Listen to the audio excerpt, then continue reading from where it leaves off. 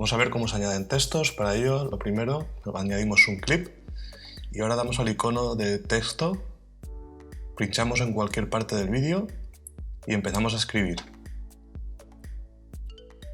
Una vez tengamos el texto, podemos modificar todas sus propiedades, como la escala, podemos modificar su tamaño, podemos modificar su color, relleno, fondo, de la manera que más nos guste. Podemos darle opacidad también, por ejemplo, le voy a dar opacidad al fondo. Podemos moverlo a través de estos valores o, como a mí más me gusta, con la opción de seleccionar y moverlo manualmente. También tenemos la opción de opacidad para que quede más cinemático y aquí vamos a hacer un pequeño efecto. Vamos primero a ajustarlo donde queremos que aparezca, el principio y el final del texto.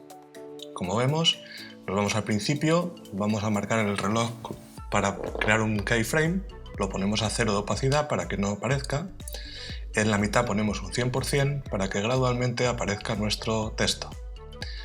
Ahora vamos a hacer que desaparezca, nos vamos al final, añadimos otro keyframe, poniendo 0 se añade el solo y vemos el resultado de este efecto. Si damos a Command T o Control T en Windows, nos añade un texto, es otra manera de hacerlo. Vemos que no es una capa de texto que se pone encima del vídeo, podemos acortarla, alargarla.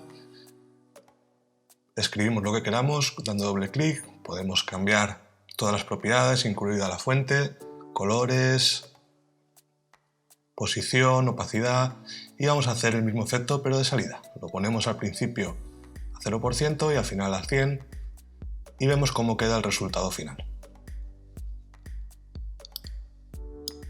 Muchas gracias por ver el vídeo.